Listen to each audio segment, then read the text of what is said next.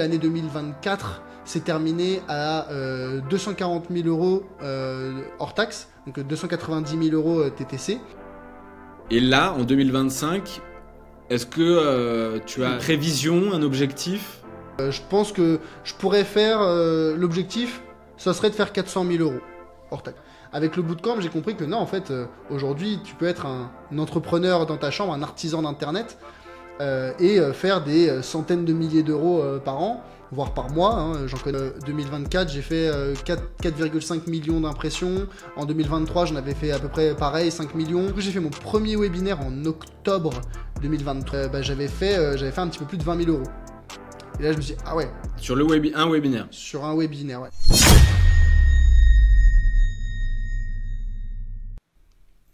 Salut Charles Elias. Salut Thibaut. J'espère que tu vas bien. Je suis ravi de t'accueillir donc dans cette ce nouveau format du podcast. Donc aujourd'hui, on va parler de toi principalement. Tu as suivi le bootcamp LinkedIn, donc c'est de là qu'on se connaît, donc en septembre 2022. À l'époque, tu venais de quitter donc un prestigieux cabinet de conseil, donc tu avais une belle carrière, un beau salaire. Et aujourd'hui, tu es devenu la star des réseaux sociaux en gestion de patrimoine, accompagnement des personnes, surtout des entrepreneurs, dans la gestion de leurs finances personnelles. Est-ce que tu peux commencer par te présenter, nous dire un peu qui t'es, ce que tu fais aujourd'hui ? Yes, du coup, moi actuellement, j'ai 3 activités, j'ai 3 casquettes, on va dire. J'ai une casquette de gestionnaire de patrimoine, donc j'accompagne les particuliers et les professionnels qui veulent déléguer la gestion de leurs investissements, qui savent que c'est important d'investir, mais ils n'ont pas le temps, pas l'intérêt, pas l'envie de s'en occuper. Et donc, je m'occupe de construire leur stratégie et de gérer leurs investissements pour eux. J'ai une casquette de formateur où j'enseigne aux particuliers à devenir autonomes dans la gestion de leurs investissements. Et donc, j'ai un programme d'accompagnement, une formation. Et une fois qu'ils l'ont suivi, derrière, ils sont autonomes pour gérer leurs investissements. Et enfin, j'ai une casquette de créateur de contenu autour de l'éducation financière. C'est le sujet qui me passionne le plus. Et donc, je sensibilise les particuliers à l'importance d'investir et de bien gérer leurs finances perso avec mon podcast, ma newsletter, ma chaîne YouTube, mes posts LinkedIn. Et donc, cette 3e casquette, elle permet d'alimenter, on va dire, les deux premières activités. Et avant ça, moi, j'avais pas du tout un parcours dans la finance. Comme tu disais, j'étais en cabinet de conseil. Donc, je faisais de la stratégie, conseil en stratégie pour un cabinet américain à Paris. Et j'avais fait le parcours classique, classe prépa, grande école, cabinet de conseil. Et en fait, quand j'ai eu marre, j'en ai eu assez de suivre ce monde un peu corporate, très processé, rigide, froid. J'ai voulu me lancer en tant qu'indépendant. Et à l'époque, j'avais rencontré, que je connaissais Julien Song, qui est un ami en commun, qui m'avait parlé de toi. Et c'est comme ça que j'avais commencé à suivre tes posts sur LinkedIn en courant d'année 2022. À l'été 2022, comme tu l'as dit, j'ai quitté le cabinet. Et j'ai suivi le bootcamp en septembre 2022 pour un petit peu avoir les bases, des fondamentaux de ce qu'est un média, comment ça marche et comment est-ce que ça peut s'articuler dans une stratégie entrepreneuriale quand on veut derrière avoir un business et qu'on ne veut pas juste être influenceur. Ok. Ouais, donc aujourd'hui, tu as ces 3 casquettes. Donc, on va dire... non, peut-être pas le terme coach, on va dire conseiller, consultant en gestion de patrimoine, de finances personnelles, formateur pour permettre aux gens d'être autonomes. Et tu as cette casquette de créateur de contenu qui permet d'alimenter donc ton business. Donc aujourd'hui sur LinkedIn, tu as quand même 25 000 abonnés sur des sujets niches comme l'investissement, c'est quand même des super audiences. YouTube, tu as 14 000 abonnés aussi donc tu as quand même une belle chaîne de niche. Sur ta newsletter, tu m'avais dit, il me semble, rappelle-moi, mais c'était 12 000 abonnés. 12 000 abonnés, ouais, parce qu'il y a aussi une belle newsletter. Donc en fait, en 2 ans, donc entre on va dire fin de l'été 2022 et aujourd'hui, donc depuis en fait le bootcamp, qu'est-ce que tu as mis en place concrètement? Qu'est-ce que tu as appris pendant le bootcamp, que tu as mis en place? Quelle a été ta routine pour construire et pour un peu plus de 2 ans après arriver à ces chiffres-là qui te permettent d'avoir une activité, une belle activité financière? En fait, ça a été les fondamentaux de la création de contenu, de la compréhension des besoins d'une audience, de la régularité aussi. C'est vrai que on en parlait un petit peu en off juste avant, mais tu disais j'ai été le plus rigoureux, le plus discipliné dans la mise en place. Mais en fait, c'est parce que c'est ce qui est nécessaire pour la réussite sur la construction d'un média. Bien sûr, parfois tu as des réussites, on va dire, exceptionnelles, des gens qui réussissent du jour au lendemain parce qu'ils ont fait un post ultra viral, ou plusieurs, mais voilà, qui ont explosé grâce à la viralité. Moi, ça n'a pas du tout été mon cas. Moi, ça a été, je me suis dit, à partir du bootcamp, je fais 3 posts LinkedIn par semaine, 4 posts LinkedIn par semaine. J'ai jamais arrêté depuis. Là, ça fait plus de 2 ans, bientôt 2 ans et demi. En 2 ans, en un peu plus de 2 ans, j'ai posté plus de 750 posts. Donc voilà, j'ai quasiment fait un post par jour pendant 2 ans, tous les jours. Donc c'était c'était assez intense à ce niveau-là. Et en fait, c'est cette conscience que la régularité va primer sur on va dire peut-être le côté viral. Et aussi sur l'agencement entre l'utilisation de cette communauté et la construction d'un business, d'une entreprise. Ça, tu le tirais beaucoup, t'en parlais pendant le bootcamp et t'en parlais beaucoup à l'époque dans tes posts. C'était sur connaître sa valeur. C'est savoir, moi, mon taux horaire, c'est X centaines ou X milliers d'euros. Des choses assez aspirationnelles, mais qui finalement font comprendre de la valeur de ton temps. Et donc, sur quoi est-ce que tu vas passer de ton temps? Quel est là où tu peux apporter le plus de valeur? Moi, assez rapidement, j'ai commencé à faire... Au début, j'avais un Calendly ouvert, gratuit. Tu m'avais tapé sur les doigts, pour rester poli, là-dessus, à me dire, mais c'est pas possible d'avoir un Calendly où les gens ils peuvent réserver prendre de ton temps en fait gratuitement. Donc assez rapidement après je suis passé sur un Calendly payant, pas trop cher, je sais plus, au début j'avais dû commencer peut-être à 100 ou 150 euros de l'heure. Aujourd'hui, je donne des sessions de coaching, c'est 500 euros de l'heure, mais parce que j'ai fait que d'augmenter et que je me suis dit, bah en fait, mon temps aujourd'hui, il est précieux. Et ça venait notamment du bootcamp. Sur le fait de diversifier les canaux aussi. Au début, j'étais que sur LinkedIn, mais après avoir suivi le bootcamp, j'ai lancé le podcast, j'ai lancé la newsletter. C'est deux outils, 2 canaux qui aujourd'hui m'ont énormément aidé, parce que j'ai pris conscience que il y a des personnes qui sont sensibles au texte, à l'écrit, qui aiment bien lire des newsletters. Il y en a d'autres qui aiment bien regarder des vidéos longues, d'autres des vidéos courtes, d'autres écouter des podcasts pendant qu'ils font, je sais pas, leur sport, la cuisine. Donc en fait, être présent sur différents formats, différents canaux. Déjà, moi, ça me parlait parce que j'aime bien le côté créativité et pouvoir exprimer un sujet de différentes façons, bah, c'est intéressant, c'est stimulant, mais c'est aussi d'un point de vue business, il y a des personnes qui vont écouter ton podcast. Moi je fais des podcasts longs de 2 heures voire plus. Bah, quand quelqu'un t'écoute pendant 2 heures, ça n'a pas du tout le même impact psychologique marketing que quelqu'un qui va lire un post LinkedIn sur lequel il a scrollé à peu près 3 secondes et demie. Et donc cette diversification des canaux, c'était intéressant autant sur la partie créativité que sur la partie business. Et enfin, peut-être le dernier truc que j'avais bien retenu, ouais, c'était vraiment cette mentalité de solopreneur, de me dire faut que j'aille loin seul. Moi, avant de faire le bootcamp et avant d'en parler avec Julien, je connaissais même pas le mot solopreneur. Dans ma tête, soit tu étais salarié, soit tu étais entrepreneur, mais tu allais lever des fonds à Station F ou à la BPI, tu allais recruter et tu allais avoir plein de salariés, tu espérais faire un exit dans 5 ans ou 10 ans. Bon, c'était un peu ma vision de l'entrepreneuriat. Avec le bootcamp, j'ai compris que non, en fait, aujourd'hui, tu peux être un entrepreneur dans ta chambre, un artisan d'Internet, et faire des centaines de milliers d'euros par an, voire par mois, hein, j'en connais, et sans avoir la charge humaine, salariale. Bien sûr, on travaille avec des freelances, on travaille avec des prestataires, des indépendants, il n'y a pas de souci, mais en tout cas, cette mentalité de dire, je suis solo dans mon business, j'avance aussi loin, aussi rapidement que je veux, ça m'avait beaucoup, beaucoup parlé. Peut-être parce que j'aime bien pouvoir prendre mes décisions rapidement. Et le côté solopreneur, il n'y avait pas d'associé avec qui il y avait des débats. Il aurait pu y avoir des débats, il aurait pu y avoir des dissensions. Bien sûr, j'avais pas toutes les compétences et ça m'a obligé à acquérir ces compétences en solo. Mais justement, je pense que quand tu es indépendant, quand tu es entrepreneur, le fait de dire je vais mettre les mains dans le cambouis un petit peu partout, c'est important et c'est une bonne habitude que j'ai gardée même aujourd'hui alors que j'ai des prestataires et des freelances avec lesquels je travaille. Ce réflexe du début, de dire je vais mettre les mains dans le cambouis pour apprendre comment ça fonctionne, c'est un très bon réflexe que je recommande en tout cas aux gens de garder. Et c'est à peu près voilà ce que j'ai retenu du bootcamp. Ouais, ok.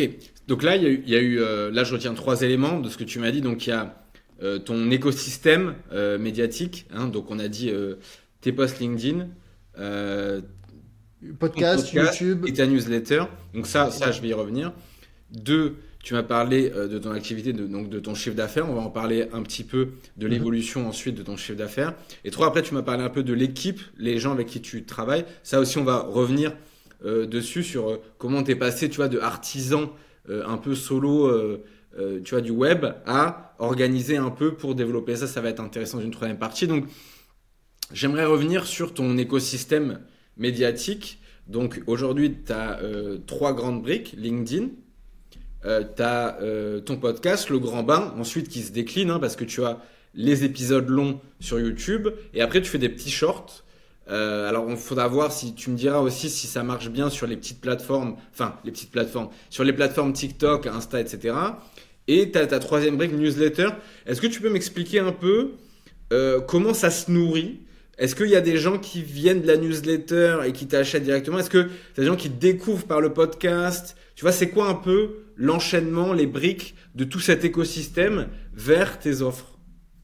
La découvrabilité, elle se fait en très grande majorité, je dirais bien 60%, plus de 60% de mes leads, attention, qui viennent de LinkedIn, parce que c'est là où j'ai le plus de visibilité, on va dire, et aussi où j'ai le plus d'ancienneté. J'ai commencé par LinkedIn, donc c'est là où j'ai la plus grosse audience aujourd'hui. En termes de chiffre, bah là, tu vois, on est tout début janvier. 2024, j'ai fait 4,5 millions d'impressions. En 2023, j'en avais fait à peu près pareil, 5 millions. Donc voilà, ça donne un ordre de grandeur sur les impressions que je fais. Et ça m'apporte pas mal de visibilité. Donc les gens me découvrent sur LinkedIn. Ensuite, mais les posts LinkedIn, c'est très limité en termes de format pour apporter de l'information et pour convaincre les gens. Donc bon, les gens ils peuvent te lire pendant 6 mois, 1 an sur LinkedIn, ça peut marcher, mais il y a besoin d'aller un petit peu plus loin. Et donc là, ils vont ensuite sur la chaîne YouTube, sur le podcast, sur la newsletter que je promeus de temps en temps via des posts LinkedIn. Donc, je vais faire un post LinkedIn un peu sympa. Je dis, pour en apprendre plus, pour voir la suite, pour X ou Y, voilà, suivez ce lien. Le lien, il envoie vers YouTube, il envoie vers la newsletter, il envoie vers le podcast, peu importe. Et donc, c'est là où je vais nurture, ce qu'on appelle nurture. Je vais nourrir le prospect d'informations, de mes valeurs, de mes idées, de mes connaissances, pour qu'il se dise, ah ouais, en fait, Charlie, il a parlé en 30 secondes sur un post LinkedIn d'un truc un peu intéressant, mais en fait, c'est super costaud ce qu'il fait. Il peut le développer, il le développe de manière approfondie dans des formats longs. Et donc, c'est pour ça que je rebondis par rapport au format long, format court. Les podcasts, les épisodes durent en moyenne 2 heures. J'ai fait des shorts. J'en ai fait pendant plus de 3 mois, 4 mois même facilement. Et en fait, ça n'a jamais percé. J'ai jamais réussi à faire péter des shorts. Alors parce que sûrement je l'ai travaillé mal, parce que le podcast, je ne l'organisais pas de façon à générer des contenus courts. Parce que je sais que quand tu as un podcast très long, en fait, il y a des questions qui se posent de certaines façons en sachant que ça va être fait sous format short. Moi, je ne le faisais pas du tout. Parce que j'avais pas l'idée, la connaissance, la maîtrise de ce sujet-là, tu vois. Et du coup, tous les posts courts que je faisais, ça marchait pas du tout. Moi-même, je suis pas consommateur de posts courts, des réels, des shorts, des TikTok, des trucs comme ça, j'aime pas du tout. Et du coup, vu que j'avais pas les codes, je faisais du mauvais contenu et donc j'ai préféré arrêter. Donc pour moi, les contenus les plus courts que j'ai, c'est sur LinkedIn et tous les autres, ça va être des formats plus longs, plus approfondis qui permettent de montrer ma compétence. D'accord. Ok. Donc 60% de ta découvrabilité vient de LinkedIn, qui ensuite s'abonne à ta newsletter. Et est-ce qu'il y a des gens qui te découvrent directement via YouTube? Il y a des gens qui me découvrent via YouTube, pas encore énormément, mais il y en a. C'est très difficile YouTube comme plateforme pour percer. Ouais. Donc j'ai pas encore les impressions, je fais pas encore des millions de vues sur YouTube, mais ça arrive progressivement. Et surtout, on observe un niveau de qualification qui est plus important. Parce que selon la plateforme par laquelle les gens me découvrent, il n'y a pas du tout le même niveau de qualification. Parfois sur LinkedIn, il y a parfois un peu des touristes, mais sur YouTube, quand les gens ils ont regardé des vidéos de 15 minutes, 20 minutes, 25 minutes sur un guide un peu technique précis et qui réservent un appel derrière, c'est des gens qui ont déjà passé pas mal de temps avec moi, alors que parfois il y a des gens qui réservent un appel après avoir lu 2 posts LinkedIn qui ne me connaissent pas du tout, et donc en fait le niveau de qualification est moindre. Donc finalement il y a peut-être moins de vues, mais une meilleure qualification sur YouTube. Ouais, d'accord. Ok. Donc en fait, on va dire que c'est une sorte d'entonnoir. Donc le haut, souvent, c'est LinkedIn. Ça vient ensuite dans la newsletter, et souvent la newsletter peut convertir. Et un peu, on va dire, à côté, t'as un peu de découvrabilité, mais t'as une sorte de réassurance. Le fait que les gens t'entendent, le fait qu'ils te voient interviewer des gens assez techniques. Hein. Finalement, j'ai remarqué que souvent, tu privilégies plutôt des gens qui ont un haut niveau de technicité plutôt que des gens un peu plus visibles, tu vois, où on pourrait se dire, ah, ils pourraient inviter tous les influenceurs de la place et leur parler oseille. En fait, non, tu prends quand même des gens assez techniques. Euh, voilà, donc ça, c'est ta stratégie. Sur LinkedIn, sur le haut du funnel, est-ce que tu as une stratégie particulière pour mélanger découvrabilité et expertise déjà? Ouais, bah alors j'ai un peu trois grandes catégories sur mon Notion, hein, même si voilà, c'est pas parfaitement respecté, mais en gros, j'ai des posts plutôt sur entrepreneuriat, business et ma vision de l'entrepreneuriat et du monde du travail notamment. Parce que en ayant eu la double casquette salarié et entrepreneur, bah, j'ai vu des choses bien chez l'un et chez l'autre et donc j'aime bien partager ma vision. Là-dessus, c'est vraiment quelque chose qui me définit au niveau des valeurs et les gens qui vont me lire, bah, ils vont apprendre des choses sur moi en lisant des posts là-dessus. Donc c'est peut-être un petit peu plus grand public hein, et ça a moins un objectif de conversion, plus un objectif de découvrabilité. Il y a ensuite des posts purement, enfin des posts liés à l'argent. Et donc là, on va vraiment parler d'argent, d'économie, peut-être d'inflation, voilà, de concepts économiques, mais aussi du rapport à l'argent, du bonheur, de la liberté que ça peut apporter. Donc là, ça va être assez encore large, mais on a recentré un petit peu parce que là, cette fois, on parle d'argent et du rapport à l'argent. Et enfin, il y a les derniers posts qui sont peut-être avec le fameux tofu mofu bofu, là, ça serait un peu plus bofu. C'est vraiment des posts investissement où là, j'ai parlé d'ETF. Je vais parler de SCPI, je vais parler d'actions, je vais parler voilà, de produits d'investissement purs ou de stratégies d'investissement où les gens vont se dire ah ouais, en fait il a l'air de savoir ce dont il parle, c'est pas un clown quoi. Et donc c'est un peu les trois grandes catégories que j'ai. D'accord, ok. Ok, donc argent, attends, donc on va refaire. Donc en haut, Travail, argent et investissement. travail, ok, oui, oui, technique. Et ok. T'as déjà eu des buzz sur des sujets particuliers? Oui, mes posts qui ont fait le plus de buzz. Alors j'en ai eu un qui avait fait peut-être, je sais plus, 800, 900 000 impressions. C'était sur quand j'ai quitté mon job salarié et que je parle de ma conversion et je parle du fait que voilà, j'avais toujours un petit peu suivi la voie royale, etc. Donc ça, c'était un post plutôt sur le travail. Et après, j'avais fait deux posts très similaires, euh, coup de gueule, sur des publicités dans le métro parisien qui mettaient en avant des banques et des néobanques qui proposaient des taux qu'ils présentaient comme hyper intéressants, des rendements qu'ils présentaient comme hyper intéressants, mais qui étaient en réalité tout pourris et avec des conditions horribles qui étaient écrites en tout petit, et qui en fait étaient quasiment à la limite de la publicité mensongère pour moi. Mais jamais personne, ne va relever et ne va réaliser, ne va lire les petits trucs. Enfin bref, ça m'avait Oui. rendu fou. Et du coup, j'ai fait un post, j'ai pris en photo la pub, j'ai caché le nom de la marque, mais tout le monde connaissait. Et j'ai fait un post là-dessus, et je sais plus, ça a fait, ouais, pareil, 300, 400 000. J'avais fait ça, c'était il y a un an et demi. Et là, il y a 6 mois, il y a eu une autre banque qui a refait un truc très similaire. J'ai refait quasiment le post copier-coller en changeant le nom et en changeant quelques petits détails. Et ça a fait les mêmes résultats. D'accord, ok, ok, ok. Et on va dire, donc là, si je reprends, tu m'as dit que l'an dernier, tu as fait environ 4,5 millions d'impressions, c'est ça? Ouais, en 2024, ouais. Ok, donc tu fais. Pardon, attends, parce que je sais pas compter. Tu as fait combien? Ça fait 300, 350 000 impressions par mois à peu près, c'est ça? Ouais, c'est ça, c'est un peu moins de 100 000 impressions par semaine, ouais. Ok, Ça dépend ouais, des ouais. semaines, mais une Ouais, centaine, ouais. à peu près 100 000 impressions par semaine, ouais. Ok, bon, bah c'est quand même bien. Et tu postes aujourd'hui 7 fois par semaine. Non, je poste 3, 4 fois par semaine. 3, 4 fois par semaine, d'accord. Ok, donc 3. Ah, c'est des belles stats, hein. Ça veut Ouais, dire. les impressions moyennes par poste, c'est à peu près 25 000. 20 000. Ouais, bah, sur un sujet. Bah ouais, en fait, tu fais ton nombre d'impressions de ton nombre d'abonnés, en fait. Ouais, à peu près, ouais. Tu sais, ouais, non, mais c'est bien, hein. Non, à ce niveau-là, c'est top. Ok. Ok. Donc on va résumer 3, 4 posts par semaine. Tu restes quand même dans ta niche. Combien de fois tu renvoies sur ta newsletter à peu près sur tes posts? Je le fais beaucoup moins maintenant, mais avant, quand je suis passé la newsletter l'année dernière, je l'ai passé de 2000 à 10 000 abonnés. Et donc là, je faisais une mise en avant de la newsletter par semaine, minimum. C'était, je pense, en moyenne sur l'année, ça a dû faire à peu près 1,2. 1,2 posts qui promouvaient la newsletter. Là, ces derniers temps, Par je l'ai mois. beaucoup moins fait Non, par semaine. par semaine. Ok. Donc un post et quelques par semaine. Ok. Et ta newsletter, t'envoies combien d'éditions? Une par semaine. Une par semaine. Ça te prend combien de temps à écrire? Alors, avant, quand j'ai commencé, je faisais tout moi-même, ça me prenait 8 heures. Et maintenant, j'en ai délégué une grosse partie et ça me prend à peu près 3 heures, on va dire. 2 heures. Ok.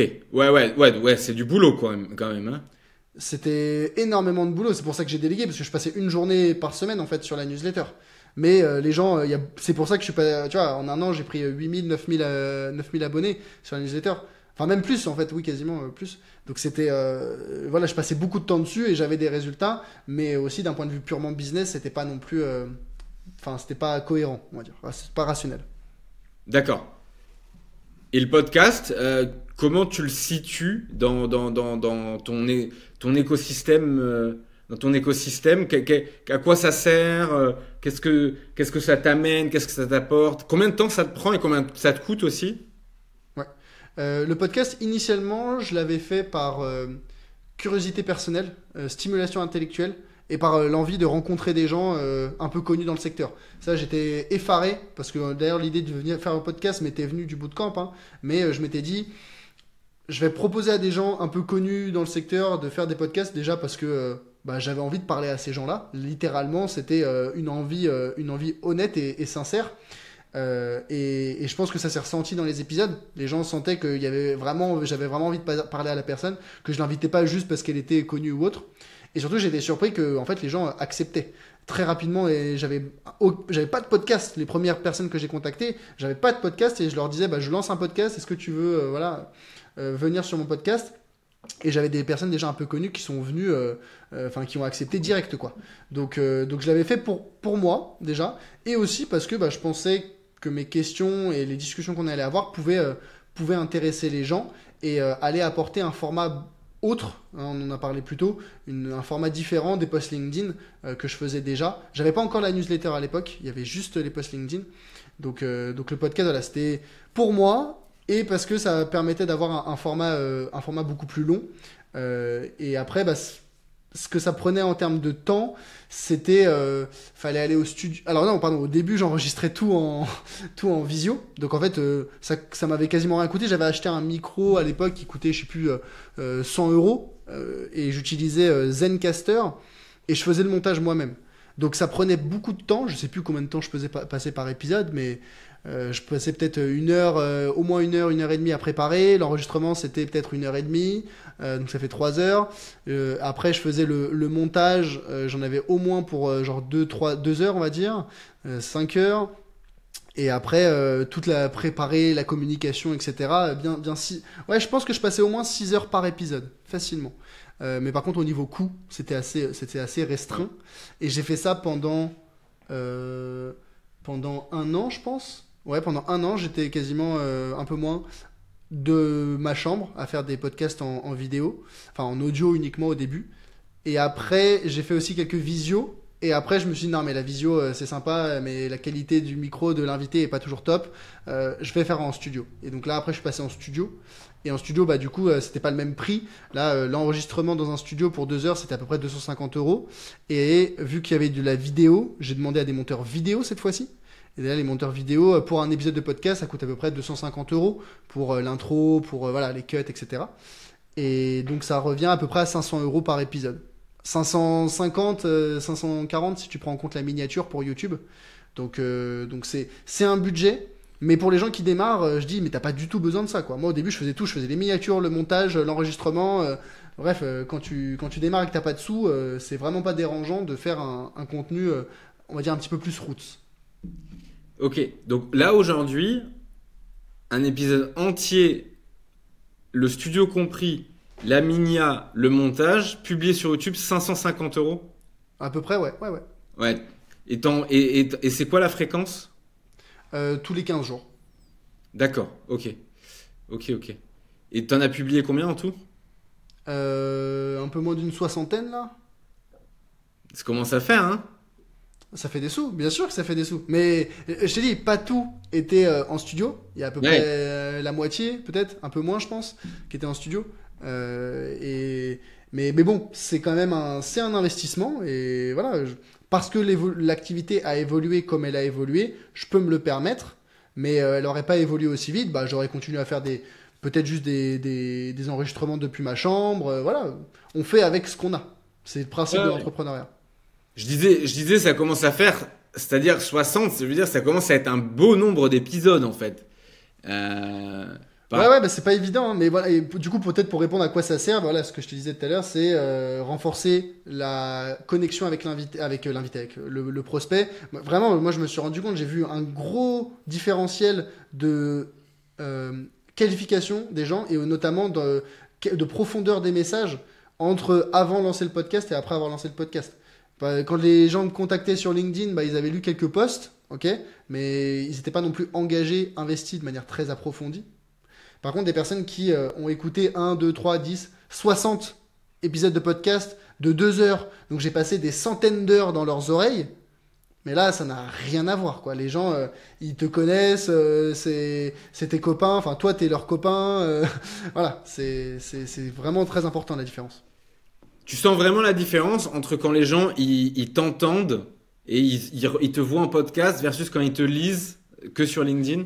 Pour moi, il y a 3 niveaux. Il y a le niveau je te lis, il y a le niveau je t'écoute, et il y a le niveau je te vois et je t'écoute. Les gens qui te lisent, bah, ils peuvent le faire de manière un petit peu plus, on va dire, légère. Dans le métro, ils ont 5 minutes, dans leur lit le soir, vite fait, ils regardent. Bon, ça crée un certain niveau de connexion. Ils t'écoutent, t'es dans leurs oreilles. Et généralement, quand t'écoutes quelque chose, c'est que t'as un trajet, t'as du sport, tu fais du ménage, tu fais de la cuisine. Donc, il y a une durée qui est déjà un peu plus étendue. Et ensuite, ils te voient.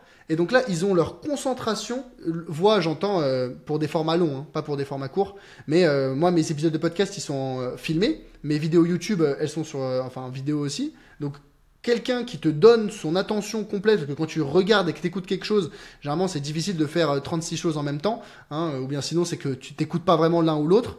Mais les gens qui t'écoutent vraiment et qui te regardent pendant une vidéo YouTube de 25 minutes ou un podcast de 2 heures, mais là, waouh, t'es vraiment rentré dans leur univers, dans leur vie personnelle, dans leur vie privée. Il y a une vraie connexion qui se crée, une relation parasociale, bien évidemment, mais ça reste quand même une connexion qui est, pour moi, 100 fois plus forte que quelqu'un qui t'a simplement lu sur quand ils sont aux chiottes en train de scroller LinkedIn, quoi. Ok.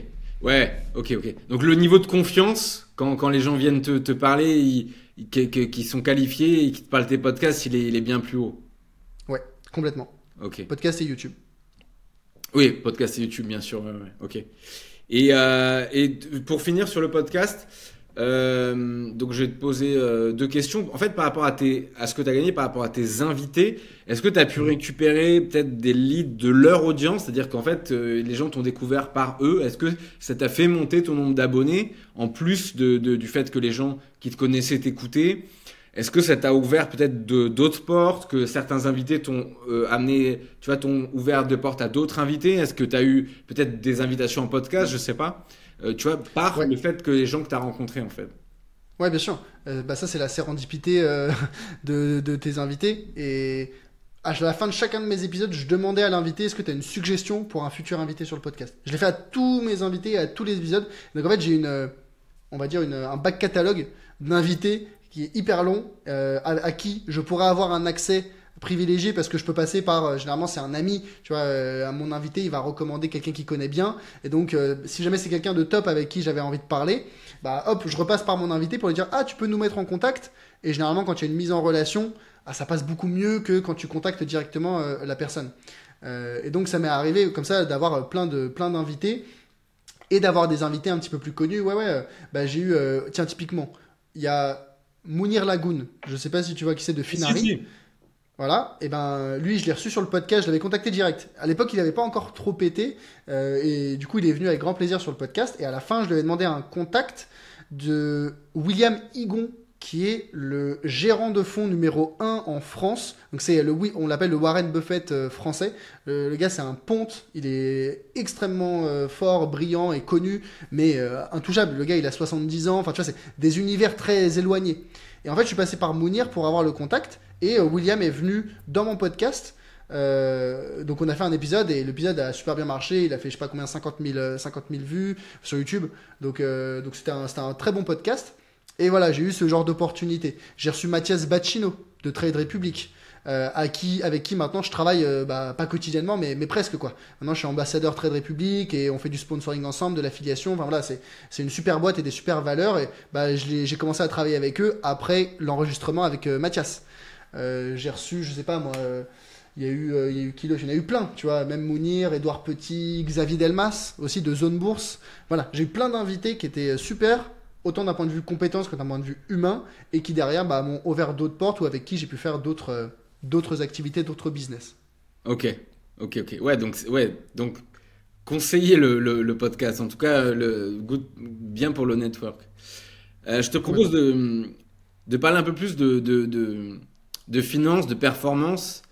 Donc, tu as commencé en 2022. Bon, on va peut-être pas parler de 2022 parce que c'est là où tu as commencé. Mais du coup, là, tu viens de clôturer ta deuxième année d'activité, en gros, on va dire, parce que on va compter que 2023 et 2024. Comment ça s'est présenté, du coup, 2023 et 2024, en termes de performance pour toi? Alors, est-ce que tu parles de quoi? De chiffre d'affaires, de Ouais. marge? Je sais que la marge, etc., c'est compliqué. Le chiffre d'affaires, c'est simple. Et ensuite, si tu veux me donner des métriques, en gros, moi, je suis preneur, ouais. Alors, comment ça s'est présenté? L'objectif de 2023, vu que je venais de quitter mon job, c'était déjà de savoir est-ce que je suis capable de faire quelque chose sur Internet ou de gagner quelques milliers d'euros. C'était juste de savoir est-ce que je vais devoir retourner dans le salariat ou pas. C'était ça l'unique Mm. question de 2023. Mm. Du coup, en 2023, ça a été très progressif. Au début, je faisais 2000 euros, 3000 euros, puis ça augmentait, 5000, 6000. Et à l'été, je me souviens, j'avais fait un mois à 8000 ou 9000. Je me disais, waouh, c'est super. Si je peux maintenir ce niveau d'activité-là, ça serait top. Et en fait, à partir de l'été, j'ai changé mon modèle. Je suis passé de bootcamp à un format asynchrone, des vidéos enregistrées, des coachings de groupe, des coachings personnalisés. Donc, j'ai modifié le format de mon programme d'accompagnement. Donc ça, c'était pendant l'été. Et en octobre, j'ai changé mon format d'acquisition parce que jusqu'à présent, c'était que des échanges en direct, messages WhatsApp, enfin pas WhatsApp, mais des messages sur LinkedIn. Voilà, c'était un peu très rudimentaire, on va dire. Et je suis passé à un modèle de webinaire. Je faisais un webinaire, j'invitais plein de gens, c'était gratuit, je présentais plein de choses, je donnais de la valeur, et à la fin du webinaire, je propose aux gens de rejoindre le programme, tout simplement. Et du coup, j'ai fait mon premier webinaire en octobre 2023. Et donc ça durait 2 heures. Et à la fin du webinaire, j'avais fait un petit peu plus de 20 000 euros. Et là, je me suis dit, ah ouais, Sur un webinaire. sur un webinaire, ouais. Donc là, je me suis dit, ah ouais, en fait, là, il y a quelque chose à creuser. Et donc, j'en avais fait un en décembre, pareil, ça avait très bien marché. Donc, j'ai un peu découvert, j'ai défriché, j'ai trouvé un bon modèle scalable au niveau de mon programme d'accompagnement et j'ai trouvé un modèle d'acquisition qui était intéressant avec les webinaires. 2023, on clôture l'année avec 93 000 euros de chiffre d'affaires. Donc c'était la première année et j'étais très content. Voilà, ça faisait un bon chiffre et surtout c'était l'objectif. L'objectif a été atteint. Je pouvais remplacer mon salaire de consultant avec une activité en ligne. Et ensuite 2024, l'objectif c'était, je me suis dit, on a fait presque 100 000 euros en première année. Allez, objectif deuxième année faire 200 000. Mais c'était vraiment un peu à la louche, quoi. J'avais pas de méthode particulière. Il s'est passé beaucoup de choses en 2024. J'ai changé encore une fois le format du programme. C'est passé sur un programme high ticket. J'ai changé le modèle d'acquisition. Je fais moins de webinaires et je fais maintenant de la VSL. Il y a des closers, il y a des setters. Donc beaucoup de changements dans l'entreprise, du recrutement. Et l'année 2024 s'est terminée à 240 000 euros hors taxe, donc 290 000 euros TTC, de cash collecté aussi, pas que facturé, parce qu'en fait, moi, dans mon activité, il y a beaucoup d'infopreneurs, parfois ils ont des CA de 5 millions, mais en fait, ils ont collecté que 500 000, ils collectent 10% de ce qu'ils facturent. Parce qu'ils ont des paiements en 10 fois, 50 fois, 100 fois. Là. Oui. Non. Encaissé, c'est important. Ouais. Encaissé, exactement. Et donc, non, moi j'étais à 240 000 euros, 290 000 euros encaissés même. Donc c'était énorme, hyper content. Et surtout qu'on a maintenu une bonne marge autour des 60% aussi. Donc il n'y a pas de publicité, c'est que de l'organique. Et donc là, l'objectif, en fait, 2024 a confirmé que les chiffres de 2023 n'étaient pas du hasard ou n'étaient pas dus purement à la chance du débutant, ce qui aurait pu être le cas. Et surtout, j'ai mis en place les fondations qui vont permettre demain de passer là où aujourd'hui je fais peut-être entre 20 et 30 000. Bah là, le modèle que j'ai le modèle que j'ai mis en place, il n'a pas de plafond. En tout cas, le prochain plafond, je pense qu'il est autour des 150 000 euros par mois, tu vois. Donc j'ai encore un petit peu de marge. D'accord, ok. Redis-moi, 150 000 euros par mois, c'était quoi ça?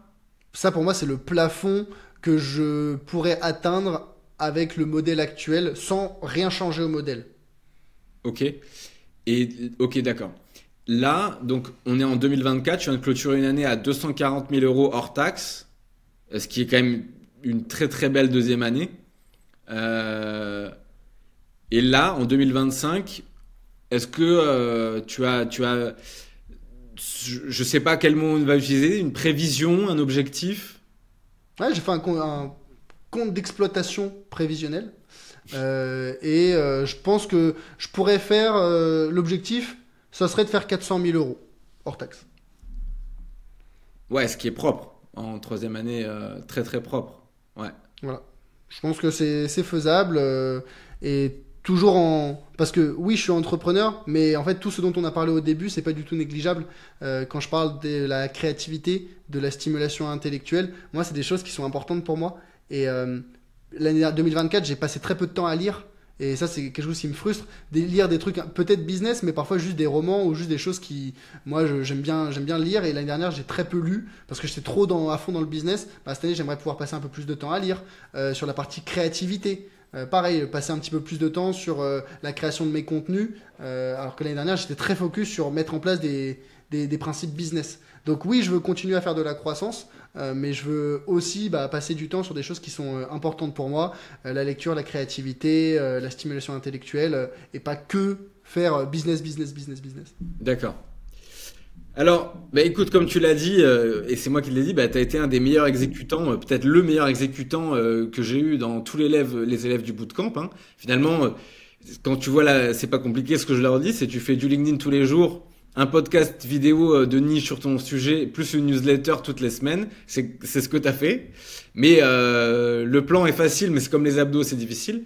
Qu'est-ce que tu penses que tu as appris post-bootcamp? C'est-à-dire que après le bootcamp, une fois que tu as lancé tout ça, etc., qu'est-ce qui était pas dans le bootcamp?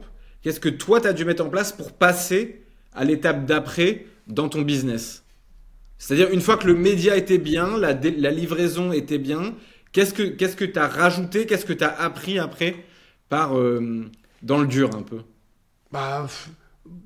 Beaucoup de choses, parce que en fait, c'est les 2 dernières années, quoi. Donc, il y a eu beaucoup de leçons sur les 2 dernières années, c'est normal. Mais je pense que, tu vois, là où le bootcamp a apporté peut-être des fondamentaux théoriques, des principes, ce qu'est le soloprenariat, ce qu'est un média, le principe de dire je vais créer un média pour alimenter un business, alors que tu vois, j'aurais pu me dire non, beaucoup de gens pensent qu'en fait pour avoir des clients, tu dois faire de la prospection ou tu dois faire que des publicités. Tu vois, ça paraît bête, ça nous paraît évident la création de contenu organique, mais à l'époque, moi je savais pas trop qu'il y avait des créateurs de contenu qui avaient des vrais business derrière en fait. Donc ça, c'était déjà le fondamental. Après, bien sûr, tu peux pousser le truc hyper loin avec la construction de funnels, avec le recrutement de closers, de setters, ce qu'est une VSL, ce qu'est un webinaire, ce qu'est un challenge, donc les différentes méthodes d'acquisition. Ensuite, tu as la construction d'offres. Ça, typiquement, de mémoire, on n'en avait pas trop parlé dans le programme, mais comment tu construis une bonne offre? Comment est-ce que tu vas faire des interviews avec tes prospects, avec tes clients idéaux?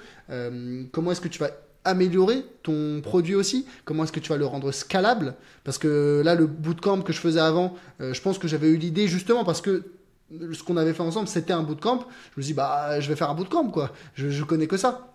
Mais en fait, le problème du bootcamp, c'est que tu es assez restreint en termes de durée, en termes de format, en termes de nombre de participants. Donc moi qui voulais avoir quelque chose de beaucoup plus scalable, pouvoir avoir 50, 100, 200 personnes qui rentrent dans le programme par mois, c'était impossible avec un bootcamp. J'ai dû passer sur un modèle hybride avec des vidéos enregistrées, des coachings, etc. Donc ça, j'ai dû l'apprendre aussi, que ça existait et que c'était possible. Et après, ça va être le recrutement, avec, j'en ai parlé plus tôt, là, les closers, les setters, sur la partie tracking, suivre. Parce qu'en fait, quand on est créateur de contenu, tu fais plein de contenu, c'est super. Et tu te dis, tel post LinkedIn, il a fait 100 000 impressions. Tu pourrais être super content. Ouais, mais on est entrepreneur, on n'est pas influenceur. Donc si ton objectif, c'est de la conversion, si ton objectif, c'est de faire des ventes, j'ai presque envie de dire, le nombre de vues, on s'en fiche. Bien sûr, il y a une certaine corrélation. Tu fais un post qui fait 50 impressions, tu vas pas faire beaucoup de ventes. Mais ça m'est déjà arrivé de faire des posts à 100 000, 150 000, 200 000 impressions qui n'ont pas généré de business. Par contre, j'ai déjà fait des posts qui ont fait 5 000 impressions et qui m'ont généré des milliers d'euros de vente ou des dizaines de milliers d'euros de vente. Donc, tu apprends à identifier la bonne métrique et à la suivre. Avec des fichiers, avec du tracking, au début je faisais du Google Analytics, maintenant j'utilise un logiciel qui s'appelle Airos, qui est hyper pointu, hyper développé. Donc en fait tu apprends que un bon entrepreneur, c'est quelqu'un qui pilote par les chiffres. Bien sûr il y a le côté humain et tout ça, ça n'a pas à négliger, mais c'est quelqu'un qui pilote par les chiffres. Et donc j'ai appris à bien suivre mes chiffres, à identifier quels sont les chiffres importants et quelles sont les décisions que tu peux prendre derrière pour améliorer et faire évoluer ton business. Et en fait, tout ça, ça part d'un principe qu'est l'itération. Tu peux faire le volume que tu veux, tu peux faire 50 posts LinkedIn par semaine, tu peux publier 10 vidéos LinkedIn, YouTube par semaine, faire 150 éditions de newsletter, dire mais je comprends pas, j'ai fait le taf. Et c'est peut-être, je pense, le cas de certains dans le bootcamp qui se sont dit ouais, je vais faire le taf et qui font le taf. Mais en fait, ils comprennent pas que c'est que la moitié de l'équation. Et que l'autre moitié de l'équation, c'est de dire, OK, cette semaine, j'ai fait 10 posts LinkedIn. Quels ont été les résultats? Qu'est-ce qui a bien marché? Qu'est-ce qui a moins bien marché? Comment est-ce que je définis bien marché? Je veux des vues, je veux des ventes, je veux des commentaires, je veux des partages, je veux des abonnés. Une fois que tu as identifié ça, et une fois que tu as dit, ce post-là, moi je voulais des ventes, il m'a fait des ventes. Ce post-là, je voulais des ventes, il m'a fait des vues, ou des likes, ou je sais pas quoi. Je vais plus faire du post qui m'a fait des ventes et moins du post qui m'a fait des likes. Et c'est con dit comme ça, et ça, quand tu le répètes pendant 1 mois, 6 mois, 1 an, 2 ans, c'est comme ça qu'à la fin, tu fais beaucoup de trucs qui marchent bien et tu fais peu de trucs qui marchent pas. Ok. J'ai 2 derniers trucs donc à te poser. Le premier, c'est la force des copains, on va dire, des gens que tu as rentrés dans le bootcamp. Et le deuxième, c'est quand même que tu nous parles donc de ton nouveau programme hybride, un peu qu'on n'a pas assez parlé. Avant, on finira par ton programme. Mais dans le bootcamp, je te vois quand même souvent dans des photos avec des gens que tu as pu rencontrer dans le bootcamp, voire même des éditions d'avant, des éditions d'après. À Paris, vous vous êtes vus un peu, ça a créé une bonne émulation, non, le collectif? C'était important parce que quand on démarre, c'est dans le nom, t'es solopreneur, t'es solo, t'es seul, t'es même un peu isolé, j'ai envie de dire. Et donc, quand t'es tout seul chez toi, je sais qu'il y a des personnes, ça leur fait beaucoup de mal psychologiquement. C'est difficile d'être seul. Et du coup, rencontrer des gens avec ce format de bootcamp, ça crée déjà un effet cohorte, communautaire, où pendant le bootcamp et même un petit peu après, les gens se soutenaient beaucoup, on allait liker, commenter chez les uns, chez les autres. Donc ça, c'était agréable et sympa et ça rendait un peu humaine cette aventure. Donc ça, c'était un gros point positif. Et après, sur le moyen terme, long terme, c'est vrai qu'il y en a certains avec qui j'ai pas forcément gardé contact, mais d'autres avec qui j'ai vraiment bien gardé contact. Tu vois, Christophe Chen, l'autre jour, il est venu dîner à la maison. Et je l'ai rencontré dans le bootcamp, donc ça fait plus de 2 ans qu'on se connaît maintenant. Voilà, il y a des amitiés qui se créent et ça c'est vraiment appréciable. Et surtout, c'est sympa de voir les gens où ils étaient il y a 2 ans, où ils en sont aujourd'hui, de pouvoir les soutenir. Je sais que tu vois, je reprends l'exemple de Christophe, mais lui il est beaucoup là-dedans. Il donne beaucoup de force aux gens qui sont dans son entourage, mais il considère que c'est vraiment sa tribu et c'est quelque chose de très fort. Professionnellement, personnellement, humainement, psychologiquement, émotionnellement, ça fait du bien d'avoir ces gens-là. Et quand on démarre et qu'on est solo, c'est très important. Donc ouais, c'était vraiment très positif cet aspect communautaire et amitié finalement. Ok. Il y a d'autres gens avec qui tu gardes contact un peu du bootcamp? Svetlana, je la recroise, on se recroise dans Paris parfois, avec Blandine. avec il y a Loïc Salvado, il y a Alexandre, il y a Falk. Oui, il y en a pas mal, hein. Ok. Il y en a quelques-uns. Voilà, on se parle pas tous les jours, mais Oui. on est en contact et on prend des news de temps en temps. Non, mais c'est cool. Bah non, mais c'est cool, surtout pour soutenir pendant le bootcamp, pour liker et commenter les posts. Exactement. Ça, c'est sympa sur le moment. Et après, bon, bah, même si aujourd'hui, eux, ils viennent pas chez moi ou je vais pas chez eux, c'est pas que j'aime pas leur contenu, c'est que voilà, life is life. Mais pour autant, bah, ça nous empêche pas d'aller boire un verre de temps en temps. Ouais, ok. Et du coup, bah, pour finir, parle-nous de ton programme. Donc tu m'as dit que c'est un ensemble vidéo, etc. Bah, je te laisse présenter ton programme d'accompagnement. Donc, Ouais, bah, le programme d'accompagnement du Grand Bain, parce que mon média, du coup, autour de l'éducation financière, il s'appelle le Grand Bain. Et du coup, mon programme d'accompagnement, c'est le programme d'accompagnement du Grand Bain. Et l'objectif, c'est de permettre aux particuliers, de former les particuliers à devenir autonomes dans la gestion de leurs investissements. Et donc, ça va permettre de construire une stratégie. Donc, tu vas construire ta stratégie d'investissement optimisée, donc qui va chercher les meilleurs rendements, personnalisée, qui est adaptée à tes objectifs, à ta situation pro, personnelle, et surtout qui est passive, c'est-à-dire dont la gestion te demande moins de 10 minutes par mois. Parce que les gens, ils n'ont pas le temps, qu'ils soient salariés ou entrepreneurs, ils veulent pas passer des heures à gérer leurs investissements. Là, les stratégies que je propose, qui vont chercher les meilleures performances, bah, elles sont gérables en moins de 10 minutes par mois. Et donc, c'est un programme hybride qui comprend à la fois des modules vidéo. Donc, il y a à peu près une vingtaine d'heures de contenu vidéo, enfin des modules purs sur les fondamentaux avec des exemples de portefeuille pour les profils dynamiques, prudents, équilibrés. Et il y a aussi une vingtaine d'heures de contenu bonus avec des masterclass quand j'ai des invités experts qui viennent parler de leur thématique sur les cryptos, sur l'optimisation fiscale, sur la déclaration d'impôts, sur les SCPI. Il y a un coaching personnalisé avec moi aussi. Donc pendant 1 heure, après avoir suivi les modules, après avoir réfléchi à la stratégie que tu veux mettre en place, bah on se pose, on répond à toutes tes questions, on valide ta stratégie pour que derrière tu puisses commencer à investir en toute sérénité, en sachant que ce que tu as mis en place, bah c'est bien adapté à toi. Et il y a des coachings de groupe tous les mois avec les membres du programme. On est à peu près une vingtaine, trentaine à chaque semaine. C'est tous les mois, pardon, qui se connectent et on répond aux questions de chacun, on parle de l'actualité. Et il y a aussi tout un tas de fichiers complémentaires avec la liste des meilleurs courtiers, les meilleurs contrats, la liste des meilleurs ETF, les meilleurs SCPI. Donc là-dessus, tu as tout qui est mis à jour et tu as tout centralisé au même endroit. L'idée, c'est vraiment qu'à la fin, tu as suivi les modules, tu as réfléchi à ta stratégie, tu as eu pendant toute la réflexion, pendant toute la construction de ta stratégie, des échanges avec la responsable du suivi client. Vous faites un point, généralement, c'est selon tes besoins. Ça peut être une fois par semaine, une fois par mois, une fois par trimestre, peu importe. Pour s'assurer que tu suives bien, que tu progresses bien. Et une fois que tu as réfléchi à ta stratégie, on se cale le point ensemble, on valide ta stratégie, tu commences à investir et tu restes membre du programme à vie. Parce que pour le coup, moi, j'ai pas un format d'abonnement ou autre, tu payes une seule fois l'inscription et ensuite tu as accès au programme et aux mises à jour à vie. D'accord. Et combien ça coûte? 2500 €. Ok, donc tu payes 2500 € en une fois. Une seule fois. Hein? Tu peux payer en plusieurs fois si tu veux, ouais. Ok, d'accord. Et après, tu as accès à vie, Exactement. D'accord. Ok. Et donc, on trouve ça où? C'est le Grand Bain? Du coup, sur le Grand Bain, le plus simple, c'est sur LinkedIn de me contacter directement, si les gens sont intéressés que ce soit la partie formation ou la partie gestion de patrimoine, parce qu'il n'y a pas tout le monde qui veut se former. Mais le plus simple, c'est sur LinkedIn. Et sinon, on peut me trouver, comme on a dit, là, sur YouTube, sur ma newsletter qui s'appelle Le Grand Bain aussi. La chaîne YouTube, c'est Charles Elias Farah, Le Grand Bain. Et après, il y a le podcast sur les plateformes Spotify, Apple Podcast, pareil, qui s'appelle Le Grand Bain aussi. Ok. Écoute, merci beaucoup Charles Elias. Merci pour ton temps. Ravi de t'avoir reçu et d'avoir témoigné sur le bootcamp et d'avoir présenté ton offre et puis l'évolution entre le bootcamp donc de septembre 2022 jusqu'à aujourd'hui où on est en janvier 2025. Et je te souhaite tout le meilleur pour la suite. Merci Charles.